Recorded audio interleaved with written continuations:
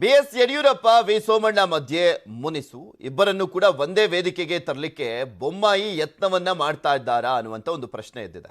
Because Mahadeshwara ಪ್ರತಿಮೆ ಅನಾವರಣಕ್ಕೆ ಬಿಎಸ್ವೈಗೂ ಕೂಡ ಆಹ್ವಾನವನ್ನ ನೀಡಲಾಗಿರುವಂಥದ್ದು. ಕಾರ್ಯಕ್ರಮದ ಆಹ್ವಾನ ಪತ್ರಿಕೆಯಲ್ಲಿ ಬಿಎಸ್ ಯಡಿಯೂರಪ್ಪನವರ ಹೆಸರು ಪ್ರತ್ಯಕ್ಷವಾಗಿದೆ. ಪತ್ರಿಕೆ ಫೈನಲ್ ಮಾಡಿದ್ದೆ ಉಸ್ತುವಾರಿ ಸಚಿವ ವಿ ಸೋಮಣ್ಣ, ಅಂದ್ರೆ ಚಾಮರಾಜನಗರ ಉಸ್ತುವಾರಿ ಸಚಿವರಾಗಿದ್ದಾರೆ ಸೋಮಣ್ಣ. ಅವರ ಈ ಪತ್ರಿಕೆಯಲ್ಲಿ ಯಾರ್ಯಾರ ಹೆಸರು ಇರಬೇಕು ಅನ್ನುವಂಥದ್ದನ್ನ ಫೈನಲ್ ಮಾಡಿದಾರಂತೆ. ಬಿಎಸ್ವೈ ಹೆಸರನ್ನ ಹಾಕ್ಲಿಕ್ಕೆ ಸೋಮಣ್ಣಗೆ ಸೂಚಿಸಿದ್ರ ಸಿಎಂ ಅನ್ನುವಂಥ ಪ್ರಶ್ನೆ ಇದೆ. ಮಲೆ ಮಹದೇಶ್ವರ ಪ್ರಾಧಿಕಾರದ ಅಧ್ಯಕ್ಷರಾಗಿದ್ದಾರೆ ಸಿಎಂ. ಪ್ರೋಟೋಕಾಲ್ ಪ್ರಕಾರ ಮಾಜಿ ಸಿಎಂ ಹೆಸರು ಹಾಕುವಂತಿಲ್ಲ.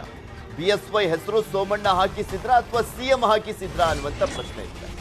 ಶನಿವಾರ 108 ಅಡಿ ಪ್ರತಿಮೆ ಅನಾವರಣ ಮಾಡಲಿದ್ದಾರೆ ಮುಖ್ಯಮಂತ್ರಿಗಳು.